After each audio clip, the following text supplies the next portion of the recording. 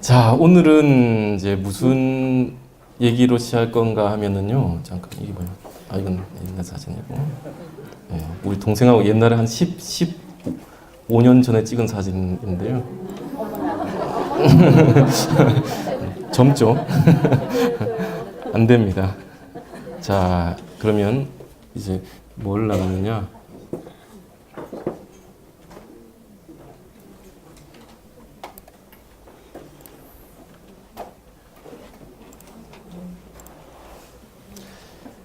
그 수업 나가기 전에 제가 그 불소행찬이라고 하는 붓다 짜릿다라고 해서 부처님의 어떤 그런 모습을 흠모하면서 그 부처님의 어떤 공덕과 그 가피력이랄까요? 그 다음에 사람들을 교화하는 그런 능력에 대한, 그래서 부처님에 대한 그리움을 담은 불소행찬이라는 그 경전이라고 할까요? 일종의 찬미가라고 할까요? 그런 게 있습니다. 거기 보면은 이제 구절이 하나가 있는데, 이 구절은 늘 제가 마음속에 다지고 있는 구절 중에 하나거든요.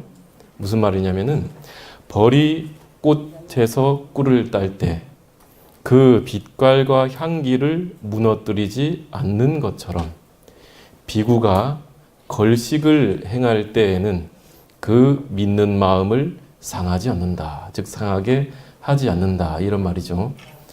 벌이 꽃에서 꿀을 딸 때 꽃을 망가뜨리지는 않죠. 그런데 비구가 이제 우리 이전에 걸식이라는 얘기를 했었죠. 7집을, 가장 많이는 7집을 돈다라고 얘기했는데, 그 걸식을 할 때에, 걸식을 한다는 것은 스님들이, 수행자가 의식주 생활을 영위하기 위해서 제가 신자들의 보시에 전적으로 의지하게 되는데, 그 보시를 받을 적에 어떤 마음으로 해야 되는가?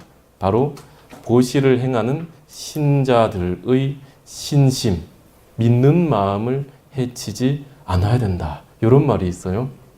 그래서 왜 그 스님들이 살아가고 뭔가를 이제 뭐랄까요? 수행을 하고 하는 데 있어서 제가 신자들과의 관계가 어떠해야 되는가에 대한 얘기를 하는 것 같아요.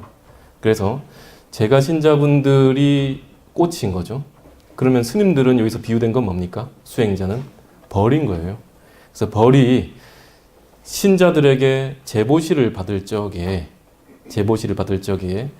보시를 하는 사람에게 있어서 믿음을 주고 행복을 주고 또 뭐랄까 일종의 환희감이랄까요?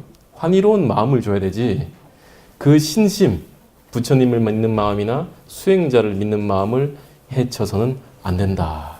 이런 말을 하고 있는 거죠. 그래서 저는 일종의 이제 이 글이 제가 살아가는 데서 일종의 그 제 가치관입니다. 그래서 늘상 이제 이 글을 보면서 내가 혹시나 실수를 하고 있는 것이 아닌가, 실수를 하고 있는 것이 없는가를 이제 반성하면서 사는 글이라서 여러분들께도 한번 알려드려 보는 겁니다. 어떻습니까? 글 좋습니까? 네. 예, 그렇죠.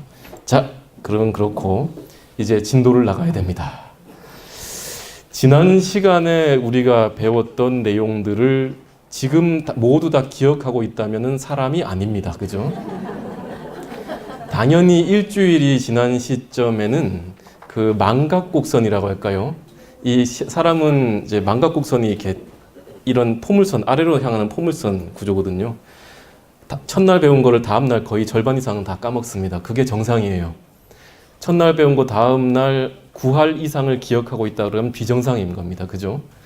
지금은 한 일주일이 지났기 때문에 머릿속에 한 5% 남아있으면 정상입니다.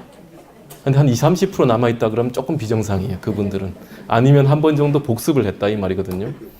그래서 이제 오늘은 여러분들 머릿속에 전혀 아무것도 남아있지 않다는 것을 가정을 하고 간단하게 복습을 하고 진도를 나가볼까 합니다. 지난 시간에 제 수업했던 내용은 부처님께서 인멸에 드실 때에 한 가지 사건이 있었으니, 부처님의 말씀을 모으고 부처님께서 제정하신 계율을 모을 때에 경을 모은 사람, 즉 부처님께서 남기신 말씀을 모은 데 있어서 가장 주도적인 역할을 하는 사람은 안한존자였습니다. 그죠? 왜냐하면 부처님 옆에서 부처님의 설법을 항시 들었기 때문에, 게다가 일반 범부와는 달리 기억력이 너무나 좋았기 때문에 그 말씀을 다 기억을 했다는 거죠. 그런데 이제 율에 있어서는 우바리 존자라고 하는 카필라 바스투라고 하는 부처님의 태어나신 왕국인 카필라국의 이발사였던 우바리 존자가 계율을 철저하게 잘 지켰기 때문에 부처님께서 남기신 계율을 이제 결집할 때에 그때의 역할을 담당했다. 그런데 문제가 생겼다. 무슨 문제냐 하면 우바리 존자가 율을 결집할 때, 결집이라는 것은 부처님 말씀을 모아서 확정한다는 거예요. 그래서 그것을 모아서 확정할 때에 이런 얘기가 있었다는 거죠. 아난이 얘기를 합니다. 부처님께서 인멸해 드실 때에 몇 가지 이러한 몇 가지 계율에 대해서는, 어떤 계율에 대해서는 그렇게 중요한 것이 아니기 때문에, 사소한 것이기 때문에 조금 이제 지켜지지 않아도 좋다, 폐기해도 좋다라는 사실을 말씀하셨다라는 거예요. 근데 문제는 그러면 부처님께서 어떠한 계율을 사소한 것이기 때문에 지키지 않아도 좋고 변경해도 좋다고 얘기를 하셨느냐라고 했더니 아난존자가 그 당시에 잠깐 딴 생각을 하여서 그때 부처님께서 어떤 계율을 사소한 계율이고 어떤 계율을 절대 고치면 안 되는 중요한 계율이라고 말씀하셨는가에 대해서 기억을 하지 못했다는 거예요. 그럼 어떻게 되는 건가요? 그러면 누가 정할 수 있을까요, 그거를? 지금 이 자리는 부처님의 말씀과 계율을 다 정하는 자리인데 부처님이 아닌 자가 부처님 말씀을 마음대로 조정할 수가 없겠죠. 그 당시에 의장이었던 마하가섭, 대가섭은 이러면 문제가 생긴다. 그렇다고 우리가 마음대로 뭔가를 바꿀 수 없으니까 부처님께서 제정하신 모든 계율은 우리가 바꿀 수 없고 부처님께서 제정하신 모든 계율은 우리가 다 지키자, 이렇게 된 겁니다. 그렇죠? 어쩔 수 없잖아요. 그래서 모두 다 지키자라는 말을 하게 되는 겁니다. 그래서 전부 다 지키게 되니까 이제 더 이상 계율은 부처님이 제정하시는 것이고 그 계율을 아무리 사소한 것일지라도 후대의 제자들이 바꿀 수 있다 없다? 네, 없게 되었다라는 거예요. 아무리 소소계라는 원칙이 부처님께서 말씀하셨다 하더라도 그 소소계의 내용을 기억할 수 없기 때문에 그냥 다 지키자, 이렇게 된 거죠. 그래서 후대에 오게 돼서 부처님께서 인멸하신 뒤에 100여 년이 흘렀습니다. 부처님께서 인멸하시고 100여 년이 지난 시간은 부처님의 제자인 아난을 비롯해서 마하가섭 등등 여러 스님들이 다 입적을 하시고 그 밑에 제자들, 즉 부처님의 손상자, 손제자들이 활동을 하게 되는 시점인 거죠. 그때에 바이샬리에 살고 있는 비구들이 10가지 일을 행하고 있었는데 그것이 계율에 저촉되었다는 거죠. 그래서 야사라고 하는 비구가 그것을 문제 삼았고 그 문제가 즉 10가지 계율에 어긋나는 사항이 정말로 부처님께서 남기신 계율에 합당한 것인가 아니면 틀린 것인가에 대한 의견을 모으기 위해서 회의가 열렸고 그것을 제2차 결집이라고 한다. 그래서 두 번째 결집, 부처님께서 인멸하자마자 바로 결집을 행한 경과 유를 모은 그 1차 결집이 있었고 그 이후 100여 년이 지난 시점에 베샬리 또는 바이샬리라고 불리는 대도시에서 이제 그러한 10가지 계율적인 조항에 대한 문제가 생겨나게 되었다라는 거죠. 그럼 베샬리라고 하는, 바이샬리라고 하는 그 지역의 특징은 뭐냐? 상공업이 발달하고 상공업에 따른 화폐 경제가 발달한 대도시였다. 대도시이기 때문에 조금은 사람들의 생각이 개방적이었고 좀 더 유동적이었기 때문에 그리고 그 당시 그 도시의 사회 변동 속도에 맞추어서 고정적인 부처님 계율은 바꿀 수 없다라고 하는 그 고정적인 계율 고수주의에 대한 반성 또는 변경을 원하는 목소리들이 있었다는 거죠. 그래서 그것을 10가지 문제들이 뭐였느냐라고 하면 여기 보시듯이 가겸정 돼 있죠. 가겸정이라는 소금을 뿔로 만든 용기에 가지고 다녀도 되는가? 가지고 다니면서 뭐 되는? 이건 이제 저번 주에 설명했기 때문에 더 설명 안 합니다. 예. 두 번째 이지정. 그림자의 길이가 정오가 지나면 공양을 못 하는데 손가락 2마디 이상으로 넘어가면 공양을 해도 좋은가? 문제는 뭐예요? 3마디, 4마디로 다 허용이 가능해 버린다는 거죠. 타취락정. 한 구역에서 총 7번의 이제 걸식을 통해서 취식을 하게 되는데 공양을 하고 난 다음에 정오가 지나지 않았다면은 다른 마을에 가서 좀 더 탁발을 해도 좋은가? 그다음 주처정. 스님들은 다 같이 모여가지고 포사를 행해야 되는데 그 포사를 좀 나누어서 불가피하게 함께하지 못하면 따로따로 행해도 좋은가? 수의정. 어떤 사람은 불교는 만장일치제인데 의결을 할 때에 한 사람이 빠졌을 때, 몇 사람이 빠졌을 때에 그 사람의 승낙을 나중에 구해도 좋은가? 먼저 회의를 해서 결정을 하고 나중에 물어도 좋은가? 상법정. 어른 스님이나 석존이 행했던 이 일에 대해서 우리가 그대로 무비판적으로 따라해도 좋은가? 생화합정. 오후에는 고체로 된 음식을 먹을 수 없는데 액체로 된 음식은 어디까지 허용해도 좋은가? 떠먹는 요구르트, 마시는 요구르트, 버터 이런 얘기 했었죠. 네. 그 다음에 사루가 주정. 어떤 음료는 과즙은 공기 중에 놔뒀을 때에 산화가 일어나면서 술이 되는데 그러면 어디까지가 과즙이고 어디까지가 술인가? 어디까지 그 과즙을 마실 것을 허용해야 되는가? 또는 약으로서 술을 쓸 수 있을 것인가? 왜? 뭐에 저촉되기 때문이에요? 부름주게, 그죠? 무루변좌구정. 스님들이 쓰고 있는 수행자들이 쓰는 방석의 크기는 그 형태와 규격이 정해져 있는데 그걸 좀 바꿔서 앉아도 좋은가? 마지막에 금은정. 직접 받는 건 아니지만은 승단에서 금, 은 내지 화폐를 시주물로서 받아서 그 승단의 내부에 어떤 그런 것들을 고치고 하는데 활용해도 좋을 것인가? 이런 문제.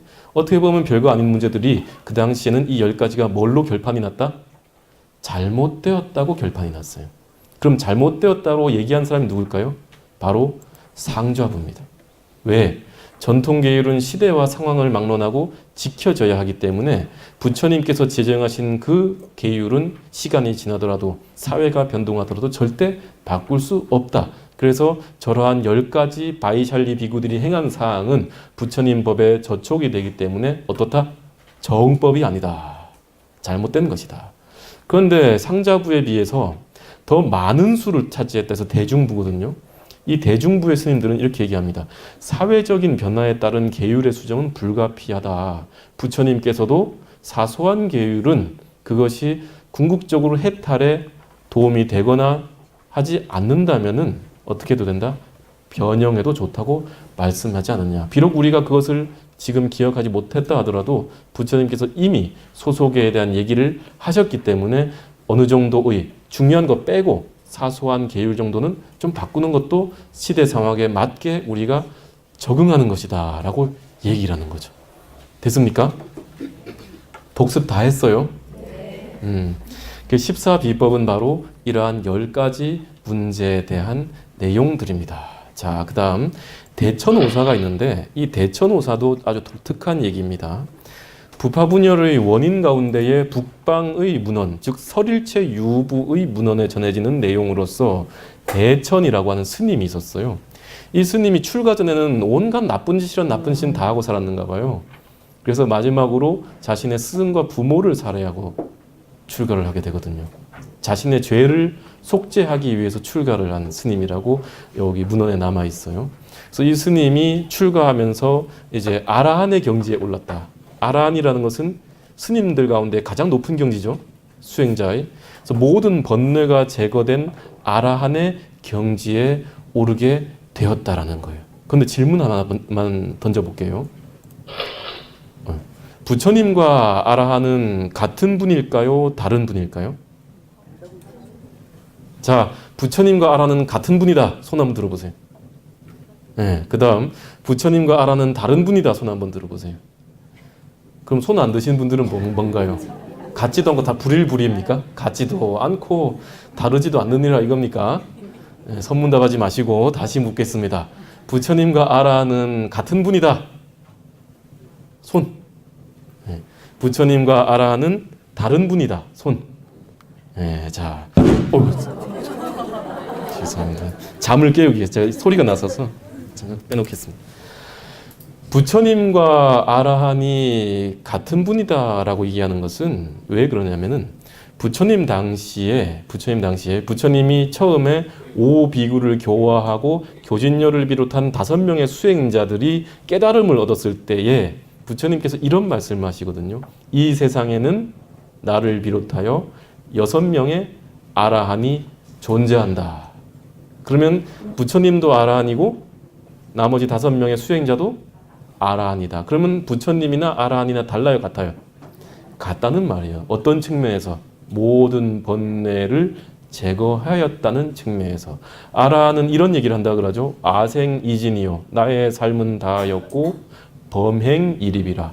모든 청정한 행은 확립되었다. 소작이작하니 내가 해야 할 바를 모두 다 해 마쳤으니 불수후유 다음 생의 몸을 받지 않음을 아는 거죠.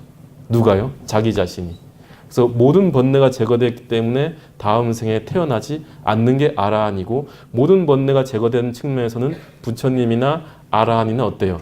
같다 이 말이에요. 그런데 이 대천이라는 사람이, 대천이라는 이 비구가 이제 이런 일을 얘기합니다. 이 대천의 상좌 중에 한 사람이 있었는데 제 질문을 하게 되는 거죠.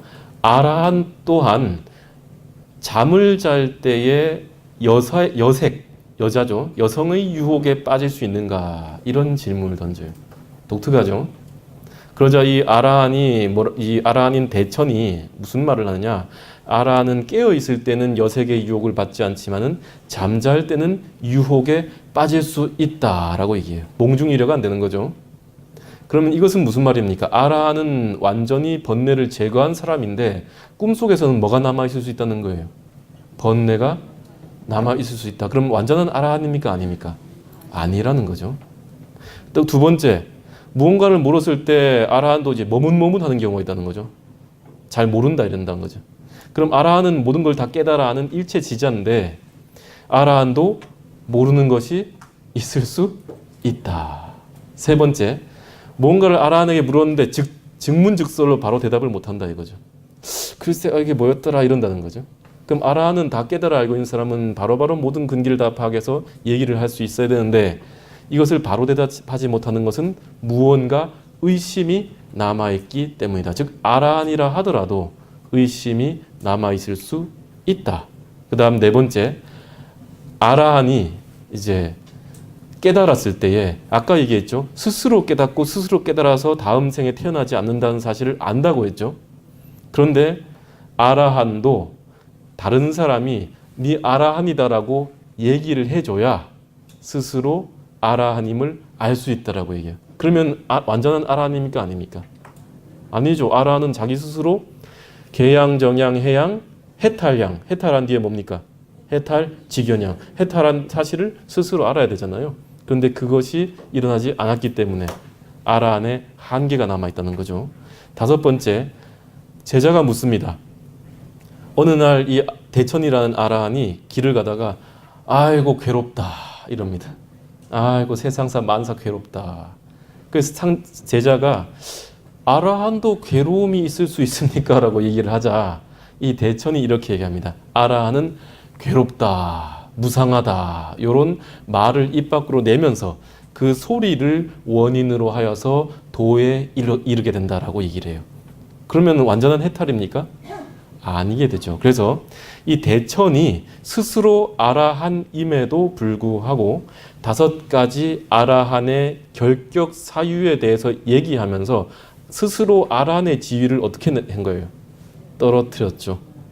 그럼 아라한의 지위를 떨어뜨렸다는 것은 즉 대천은 완전한 이상향으로 그려지던 소승불교 남방에서 완전한 이상향으로 그려지던 아라한을 우회적으로 자신 스스로가 아라한이면서 아라한을 어떻게 한 거다? 비판을 한 거죠. 그래서 이러한 것들은 왜 나타나게 되느냐라고 하면 바로 부처님을 바라보는 관점의 차이가 생기기 때문이에요. 좀 시간이 흐르면서 이런 생각을 가지게 되는 겁니다. 이 세상에는 모두 다 아란으로서 부처님과 아라한은 동일한 사람이라고 부처님께서 설파하셨지만은 후대에 가면 갈수록 아라한의 모습들에서 완전한 인격자였던 부처님의 모습과는 좀 다른, 좀 불완전한 모습들을 보게 되었고, 아라한은 부처님과는 좀 다른, 좀 격이 떨어지는 자다라고 하는 생각들이, 비판들이 일어나게 되었다는 거죠. 그러면 이것은 어떻게 될까요? 나중에는 부처님과 아라한이 동일하다고 믿는 그 파가 생길 것이고, 아까 물었듯이 부처님과 아라한은 다르다라는 생각을 가진 사람들이 생기겠죠. 그래서 부처님을 바라보는 관점의 차이가 생겨나게 되고, 상자부계통 원래의 불교에서는 부처님은 인간이고 부처님을 해탈, 즉 아라한이라고 하는 수행의 목표로 삼았고, 인간의 이성을 중시하면서 스스로 내 힘으로서 아라한과를 증득해야 된다라고 하는 상자부와, 부처님은 아라한보다 더 높은 존재로서 초월자이고 그러한 부처님은 신격의 의미를 지녔다. 그러니까 초월적인 어떤 공능을 지닌, 일반 아라한과는 다른 중생을 구제할 수 있는 공능을 지녔다라고 해서 부처님을 조금 더 신격화, 좀 더 이제 높인다는 거죠. 높이고, 그러한 부처님에 대한 신앙을 중시하고 그러한 부처님의 힘으로써, 가피로서 우리가 해탈에 이를 수 있다라고 하는 개념들이 생겨나게 됩니다. 그래서 상자부와 대중부에서 바로 부처님과 아라한의 개념 차이 내지 부처님을 바라보는 개념 차이에 의해서 이 상자부와 대중부의 분열이 생겨났다라고 하는 것이 바로 대천오사의 이야기입니다. 그래서 부처님께서 인멸하시고 난 다음에 100년이 흐른 다음에 두 가지 일이 있었다는 거죠.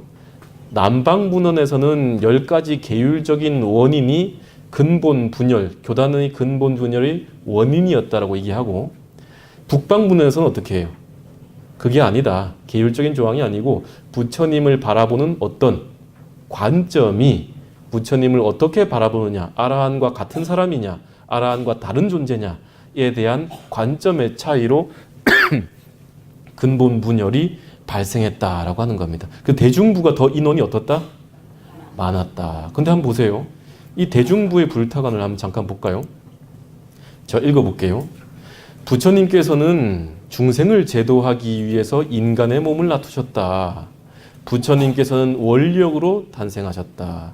부처님의 몸은 번뇌가 하나도 없는 무루법이다.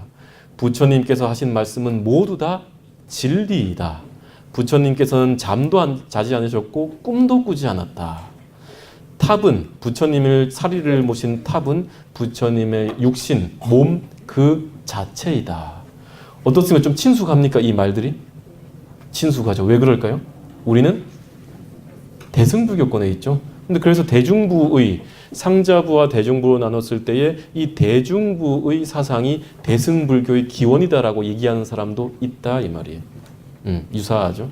자, 그래서 정리를 하자면 14비법과 대천오사라는 건데, 불교 근본 분열의 원인을 두 가지로 얘기한다. 어떤 사람들은 14비법, 10가지 계율적인 조항이 근본 분열의 원인이라고 얘기하기도 하고, 어떤 사람은 대천이라고 하는 아라한이 주장한 아라한과의 불완전성, 그래서 부처님을 좀 더 높이는 생각들이 불교 근본 분열의 원인이다라고 얘기를 한다는 거죠. 어떤 게 맞을까요? 어떤 게 부처님 교단의 근본 분열의 원인일까요? 좀 더 구체적으로 얘기된 건 뭡니까? 14비법이죠. 계율적인 문제. 좀 더 추상적으로 얘기된 건요.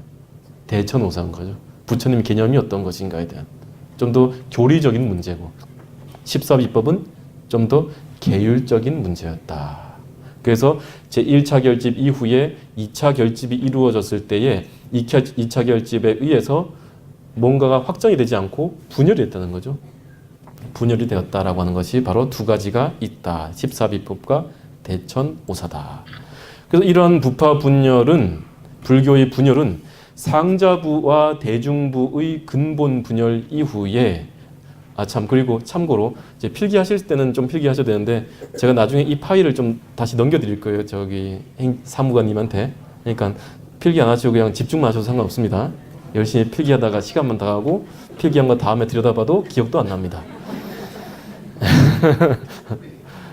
저도 필기를 좀 되게 열심히 한 사람인데요. 이제 지금은 이제 박사과정까지 다 끝나가지고 뭐 할 것도 없는데 수업 들을 때는 교수님들이나 선생님들의 농담마저도 다 기록을 합니다.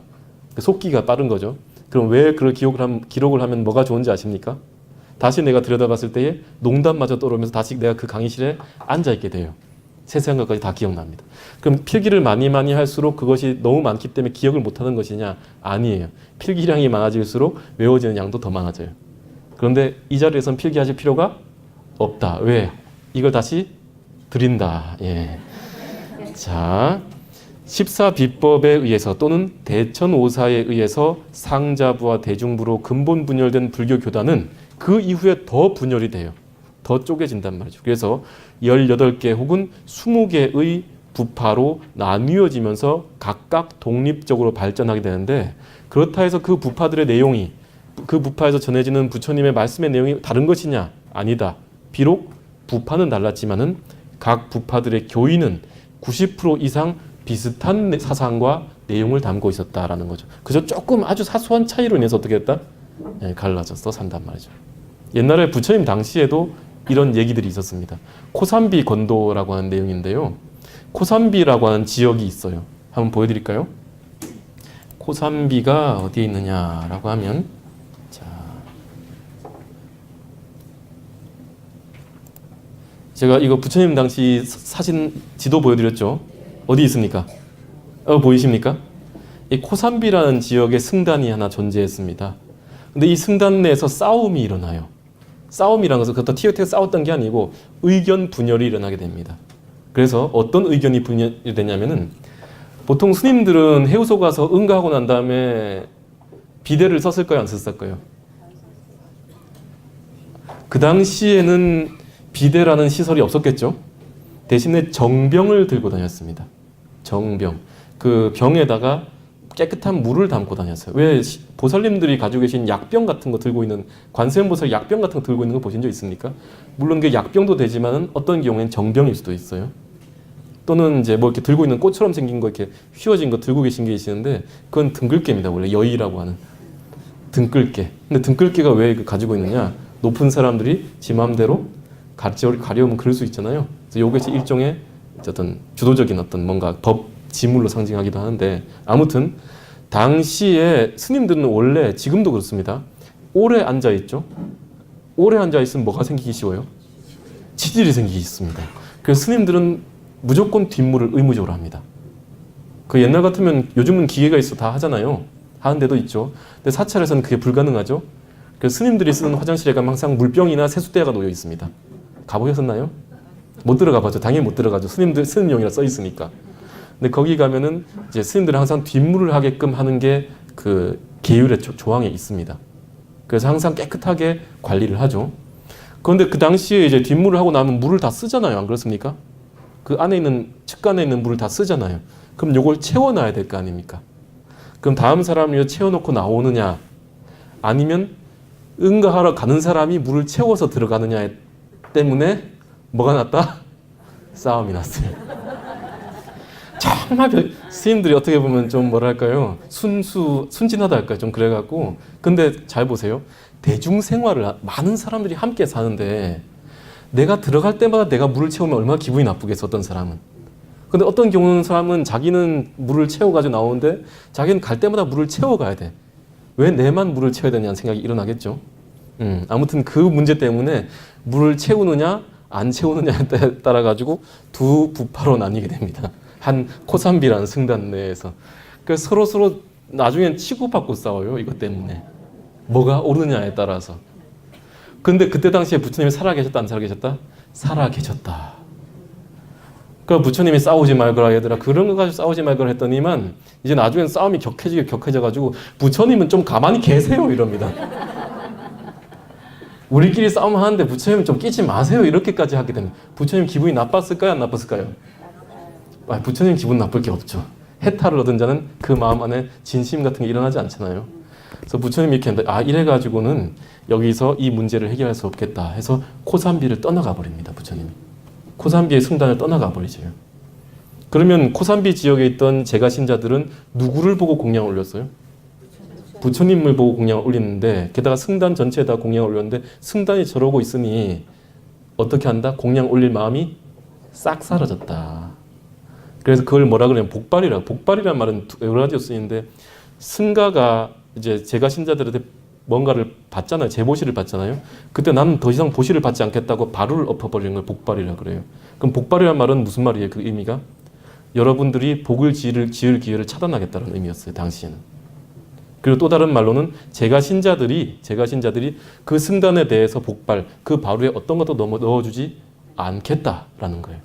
그래서 부처님이 떠나가고 제가 신자들이 탁발을 가도 탁발을 할 때 음식을 넣어주지 않고 의식주를 제공하지 않으니까 어떻게 되겠어요? 고산비 비구들이 난리가 났어요. 그래서 부처님을 찾아가 싹싹 빕니다. 죄송합니다라고.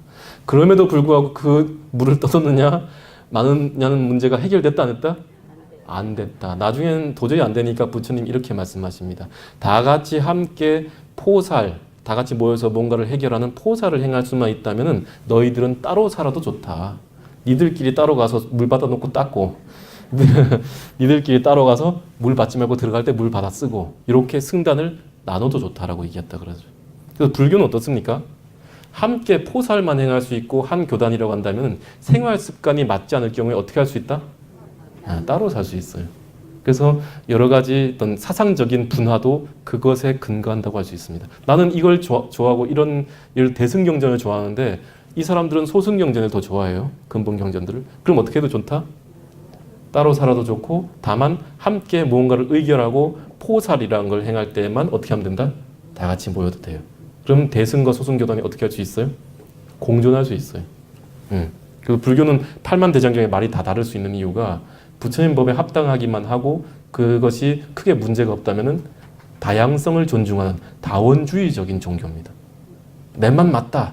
이것만이 옳고 다른 건 다 이단이다라고 얘기하지 않는다는 거죠. 포용성이 아주 높은 종교입니다. 자, 아무튼 이런 얘기들을 좀 하면서 대천오사 얘기까지 했습니다. 이제는 무슨 얘기를 하느냐? 그리하여서 이렇게 나뉜다는 거죠. 불교 부파가 대중부와 상자부로 나뉘고 이 대중부에서 이러한 부파들, 상자부에서 이런 부파들이 남아있는데 현재 우리가 제대로 그 모양을 알아볼 수 있는 것은 바로 설일체 유부와 경량부입니다. 왜 그러면 설일체 유부와 경량부의 학설을 더 많이 알아볼 수 있느냐? 이 경량부 계통의 논사였던 세친 아십니까? 세친의 형이 누굴까요? 무착입니다. 무착, 아상가. 세친은 인도말로 바수반두라고 하죠. 그리고 이 세친의 동생은 누굴까요? 사자각존자라고 합니다. 스리랑카에 가서 법을 전했어요. 세친은 그 집안은 삼형제가 모두 다 뭘 했다? 출가했습니다. 출가했는데 모두 다 뛰어난 학생이 되었죠. 근데 이 세친, 경량부 계통의 논사였던 이 세친이 설일체 유부의 학설, 비바사론에 들어있던 학설을 비판하면서 자기 스스로 구사론이라고 하는 논을 지었고 이 구사론, 아비달마 구사론에 의해서 설일체 유부와 경량부의 학설을 오늘날까지 볼 수 있게 되었다라고 얘기를 합니다. 설일체 유부나 경량부나 다 어디 소속이에요? 상자부, 근본 상자부 소속이네요. 그죠? 희한하죠? 대중부의 교소는 남아있습니까? 안 남습니까? 찾아보기 힘들어요. 희한하게. 그런데도 우리는 지금 상당히 대중부적인 수행을 하고 있죠. 희한하죠? 자, 그 얘기를 좀 더 해보겠습니다. 아무튼 부파불교는 두 가지 얘기를 하는데 첫 번째로 출가주의다. 제가와 출가의 구분이 엄격하였고 출가자를 중심으로 한 교리와 수행을 했어요. 왜 그러냐? 그때 스님들은 더 이상 유행생활, 돌아다니는 생활을 하지 않고 승원, 사찰에 머물면서 왕족이나 귀족 혹은 상인 등의 귀의와 경제적 지원을 통해서 오로지 연구와 수행에 주력하면서 부처님께서 남기신 말씀을 분석적이고 치밀하게 연구를 하면서 불교 교리를 완성해 나갔다는 거예요. 그래서 부처님의 가르침의 체계화와 전문화 그리고 불법을 지켜낼 수 있었다고 하는 원동력은 되었으나 제가불자들은 어떨까요? 어려울까요? 안 어려울까요? 어렵다는 거예요. 내용들이. 스님들은 혼자 앉아가지고 그냥 일 안 하고 그죠? 뭐 바깥 일 안 하지 않습니까? 앉아서 제가자들이 보시에 의존해서 공부만 했으니까 그저 이해하기 쉽지만은 제가자들은 맨날 바빠가지고 내내 일하다가 겨우 시간 내가 불교대학에 수업 들어왔더니 어려운 얘기만 하고 있으면 들리겠습니까? 안 들리겠습니까? 안 들린다는 거죠. 그래서 이후 제가자들도 성불이 가능하다는 불성 사상을 기반으로 한 대승불교의 흥기를 낳았다. 제가자들 또한 다 함께 부처로 가자. 스님들만 연구와 수행을 통해 가지고 해탈할 수 있는 것이 아니고 제가자 또한 해탈할 수 있다는 거죠. 그런데 이 당시 인도에서는 출가와 제가자의 구분이 엄격했죠. 엄격한 그 기준이 뭔지 아십니까? 바로 배우자와의 성적인 생활을 영위하느냐에 대한 문제예요. 바로 음계에 대한 문제였습니다. 제가에서 결혼을 하고 살게 되면은 그것을 뭐라 그런다? 세간이라 그러고, 결혼 생활을 하지 않고 독신으로서 혼자 수행 생활을 하면 뭐라 그런다? 출세간이라서 세간과 출세간의 기준을 그렇게 나눴습니다. 그래서 이 점점점 부파불교가 발달하고 발전하면서 세간을 여의고 출세간에 머리를 깎고 출가를 한 사람만이 어떻게 할 수 있다? 해탈을 할 수 있다라는 말을 하게 돼요. 출가자 중심주의가 나타나는 거죠. 그럼 제가자들은 해탈 못 하나요? 그렇죠. 그런 생각이 들 수 있겠죠. 그래서 바로 이러한 부파불교의 출가자 중심주의에 대한 비판이 일어나고, 또 세간의 제가신자들과는 동떨어진 어렵고 난해한 불교 교리만을 연구하는 그러한 승원불교에 대한 비판이 일어나면서 대승불교 운동이 조금씩 촉발되었다라고 하는 얘기가 있기도 합니다. 자, 이제 정리 끝났어요. 이제 여기까지는 분열에 대한 얘기입니다. 이제는 무슨 얘기를 할 것이냐? 부처님께서는 세 가지 진리를 말씀하셨어요. 세 가지 진리가 뭡니까? 재행무상, 재법무와 일체계고. 요게 뭐라 그러죠? 요거를 세 글자로? 요 세 가지를 세 글자로 뭐라 그럽니까? 크게 얘기하셔도 됩니다. 이렇게 부끄러워하지 마세요. 뭐라고요? 삼법인. 세 가지 부처님의 진리인지 아닌지를 규정할 수 있는 그 도장이죠. 인자는. 도장을 꽉 찍어줄 수 있을 만큼. 그래서 무슨 말이냐? 부처님의 진리라는 것은, 부처님께 남기신 말씀은 반드시 이 세 가지의 성격을 지니는데 모든 생겨난 것들은 영원하지 않다라는 사실, 진리. 모든 존재는 나라고 할 만한 것이 없다. 즉 이것이라고 할 만한 고정된 성질을 지닌 것이 아니다. 그래서 변해가는 것이다 라고 하는 것, 두 번째. 일단 세 번째로, 그러므로 이 세상 모든 것들은 변해가고 내 것이라고 할 만한 것이 없음에도 그것을 나의 것이다 또는 나라고 생각하는 그러한 집착 때문에 괴로움이 발생한다 라고 얘기하는 일체계고, 영원하지 않고 내가 아닌 것에 집착하는 것이 바로 고통이다 라고 하는 이 세 가지 진리를 말씀하셨어요. 그죠? 그리고 또 말씀하신 게 또 있습니다. 자동차가 대략 요즘은 더 많겠지만 2만여 개의 부품으로 이루어졌다고 해요. 그죠? 그럼 이 부품들을 낱낱이 다 흩으면은 뭐 바퀴, 볼트, 뭐 범퍼, 뭐 이런 게 있겠죠. 유리 이런 게 있겠죠. 근데 이것을 모으면 어떻게 될까요? 자동차가 되는 거죠. 그래서 여러 부품들이 모여서 뭐가 만들어진다고요? 자동차가 만들어질 때에 그것을 일러서 여러 부품, 간접적인 원인, 직접적인 원인, 이런 요소들이 모여가지고, 인과 연이 모여가지고 뭐가 나타난다고요? 자동차라고 하는 것이 생겨나고 일어난다. 그래서 뭔가 존재 요소를 만들어가지고 지금 흙을 빚어가지고 칠해가지고 이게 뭡니까? 컵이죠. 컵이 만들어졌고, 컵이 생겨남과 동시에 또 뭐도 생겨났어요? 컵이라는 이름도 생겨났다. 그래서 우리는 이걸 컵이라고 그러는데, 제가 가가지고 보사님 이건 접시입니다 하는 순간 보사님들 어떻게 생각할까요? 여러분들은 조수님이 좀 이상한데 뭘 잘못 드셨나 하겠죠? 우리는 이걸 만들어 놓고 컵이라고 규정 지었잖아요. 그래서 연기된 거예요. 이것도 컵이라는 것은. 무엇에 연기된 거예요? 이렇게 오므려 놓은 건 컵이죠. 그럼 이걸 좀 펴봅시다. 펴가지고 이렇게 만들면 뭐가 됩니까? 접시죠. 그럼 어디까지가 컵이고 어디까지 접시예요? 요게 컵이고, 오므린 게 컵이고, 이제 그걸 쪼쪼쪼 펴가지고 이렇게 피면 접시라고 하죠? 그럼 어디까지 접시예요? 어느 정도 오므림 접시입니까? 요 정도? 이 정도? 이건 대접이라면 안 되지. 참. 경상도에서는 대접이라 그러거든요. 대접. 그런 거 말고 이렇게 오므림 컵이고 피면 접시란 말. 그래서 모든 개념은 그 개념의 주변부는 희미해요. 희미한데 반드시 이 오물인 것에 대해서 펴진 것이 있기 때문에 이것을 컵이라고 하죠. 아무튼 이것은 존재적으로는 모여가지고 흙을 빚어가 칠을 해가 컵이라고 하고, 또한 이것을 우리가 개념적으로 인식론적으로는 컵이라는 명칭을 붙여서 컵이라고 인식하고 있는 거죠. 예, 두 가지가 발생합니다. 아무튼 그래서 이것을 인연생기라고 부르고, 인자 빼고 생자 빼고 뭐만 남겨서 연과 기만 남겨서 연기다. 우리가 맨날 연기한 부처님의 가르침 연기론입니다라고 이해하는데, 연기가 뭐냐? 여러 인연들이 모여서 어떤 것이 만들어질 때 그것을 연기적 존재다. 그러면 인연들이 모여서 만들어지고 발생한 그 연기적 존재는 인연이 흩어지면 어떻게 돼요? 사라진다. 그래서 인과 연이 모여서 만들어진 건 인과 연이 흩어지면 사라지기 때문에 모일 때는 생겨나고 흩어질 때는 멸한다. 그러한 모든 존재를 생멸하는 존재다라고 얘기한다. 그래서 인과 연이 모여서 만들어진 모든 존재는 뭐 한다? 생멸한다.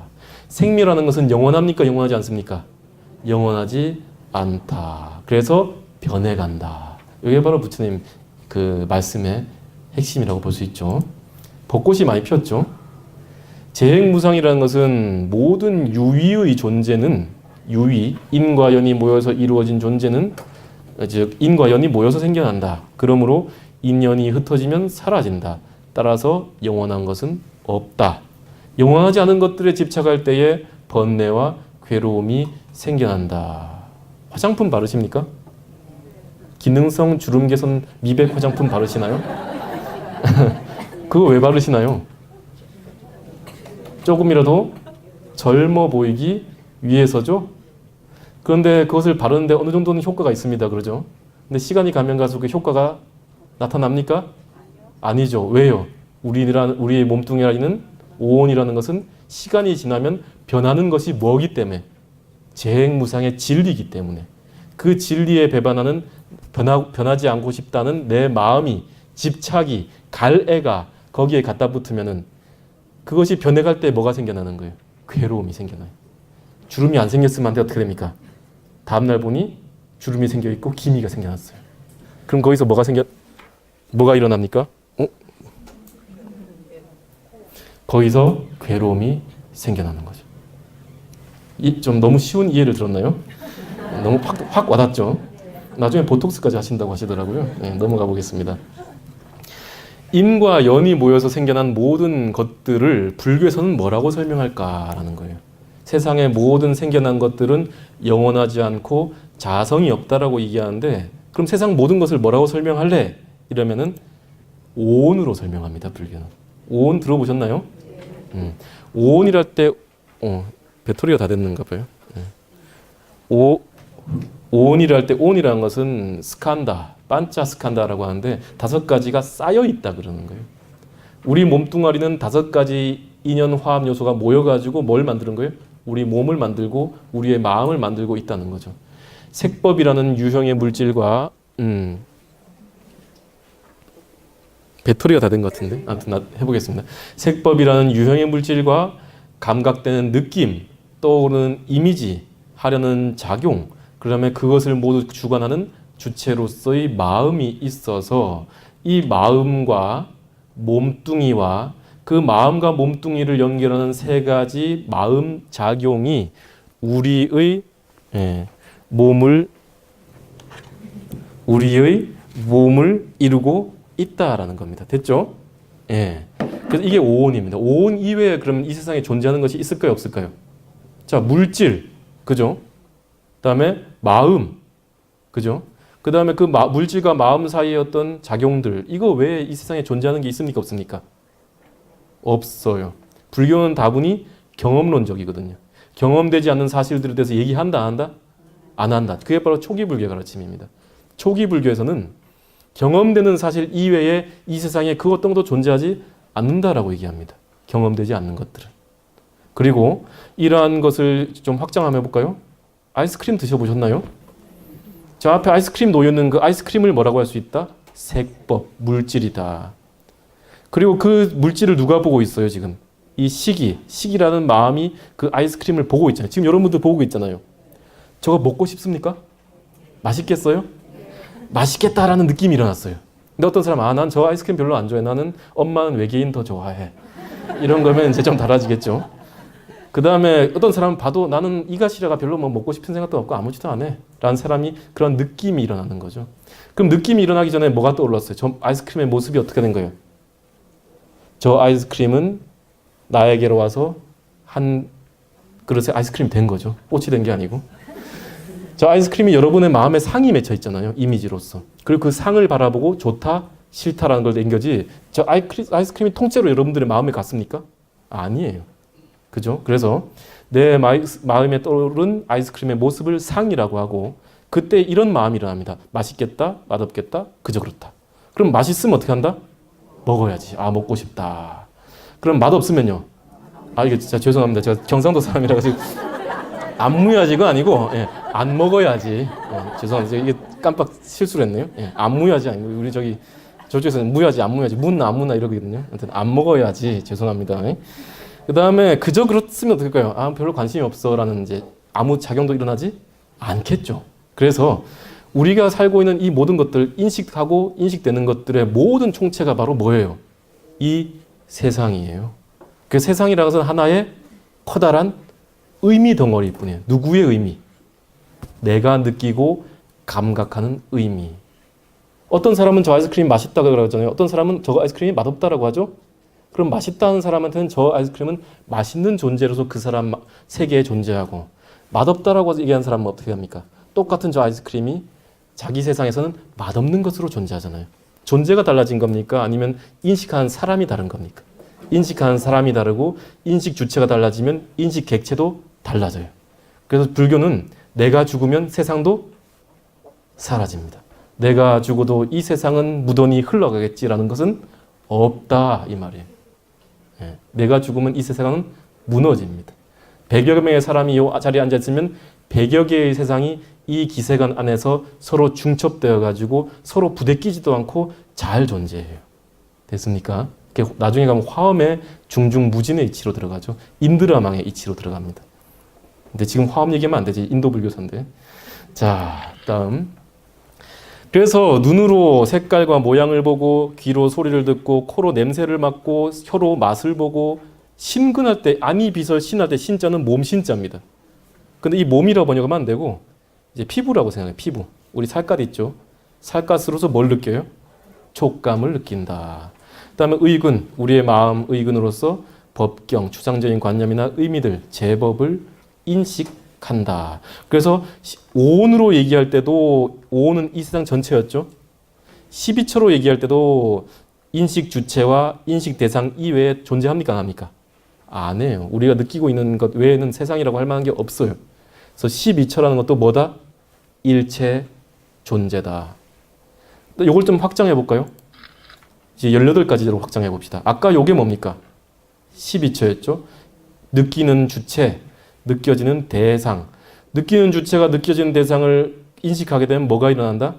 그러한 마음, 생각들, 마음이 일어나게 되는 거예요. 저 불 켜진 형광등을 보게 되면은 내 눈이 저 형광등을 봤죠? 그러면서 내 마음에 뭐가 일어났어요? 형광등이라는 생각이 일어났죠? 그럼 형광등이라는 그 생각을 바로 뭐라 그런다? 눈으로 본 생각을 안식이라 그런다. 여러분들 소리가 들리죠? 여러분들 귀로서 이 마이크의 음파가 스피커를 통해서 진동되는 그 음파를 인식했어요. 그 대상을. 그러면서 저것은 신경 스님이 뭔가를 얘기하는 소리다 라는 뭐가 일어났어요? 이식이 일어났죠. 그래서 요 18가지 다 살펴봤을 때, 더 세세하게 봤을 때 느끼는 주체와 느껴지는 대상과 그 느낌으로서 일어나는 내용 외에 세상이 있다 없다? 없다. 그래서 오온, 색수상행식, 12처, 18개는 다 같은 말이고 다 같은 말을 다른 표현으로 한 것일 뿐이고 그것은 뭘 가르치는 거다? 이 세상 존재 일체를 가르친다. 어떤 존재? 생멸하는, 인연화합해서 생겨나고 사라지는 존재를 모두 가르친다라고 합니다. 자, 눈으로 꽃을 보고 귀로 피아노 소리 듣고 코로 냄새 맡고 혀로 아이스크림 먹고 피부로 따뜻한 아메리카노도 한번 먹어보고 느껴보고 나는 삶의 가치에 대해서 생각도 해보고 그래서 일체 모든 것들은 온도 일체요. 12처도 일체요. 18기도 일체다. 그래서 보고 듣고 냄새 맡고 맛보고 느끼고 생각한다는 것은 인식 대상인 너를 인식 주체인 내가 보고 듣고 냄새 맡고 맛보고 느끼고 생각하는 것에 다름 아니다. 이 외에 존재하는 것이 있다 없다? 없다라고 얘기하는 것이 근본 불교에서의 가르침이다. 된장찌개 끓이려면 뭐가 필요합니까? 된장, 쌀, 저도 된장찌개 잘 끓이거든요. 쌀, 뜨물 혼자 해 먹어야 되니까 누가 해주겠습니까? 표고버섯, 다시마, 감자, 호박, 두부, 고춧가루, 뚝배기. 예. 뚝배기도 필요한 거죠. 불도 필요해요. 그다음에 뭐도 필요해요? 된장찌개 끓이겠다는 마음도 필요합니다. 맛있게 끓여지는 마음도 필요하단 말이죠. 그런데 이것만 있어가지고 된장찌개라는 사실이 존재가 이 세상에 나타나지가 않습니다. 뭐가 있어야 되냐? 몽실몽실 끓는 된장도 보고 볼볼 끓는 소리를 듣고 킁킁 구수한 냄새를 맡고 구수하고 덜큰한 맛을 보고 따끈따끈한 국물의 온기를 느끼고 그러한 인식된 5감각까지 감각을 통해서 저것이 된장찌개다라는 사실을 알아야만 그는 나에게로 와서 한 뚝배기의 구수한 이거 잘못 쓰면 안 되겠는데 오늘 무슨 사건이 있어가지고 이거 쓰면 안 되잖아요. 그렇죠? 어떤 아저씨가 좀 잘못을 저질렀더만요. 한 뚝배기 구수한 된장찌개가 되었다라고 합니다. 그래서 이 세상 모든 것들은 인식 주체인 내가 인식 대상인 된장찌개를 보고 언어로서 된장찌개라는 말, 느낌, 상으로서 그 된장찌개를 인식할 때에 뭐가 발생하는 거예요? 의미로서의 의미가 발생하고 그 의미가 존재의 다름 아니다 이 말이에요. 존재는 의미예요. 우리가 여러분들 세상을 바라볼 때 느낄 때에 그 자체 소리가 귀에 들어온 것도 아니고 저 모양이 내 눈으로 들어온 게 아니에요. 내가 인식하고 느낀 이미지와 느낌들만이 오로지 존재해요. 그래서 세상은 오로지 내가 느끼는 표상일 뿐입니다. 느껴지는 표상. 자, 너무 어려운 말 하면 재미없으니까 잠깐 쉬겠습니다. 시간 오버했네요. 잠깐 쉬고 또 하겠습니다.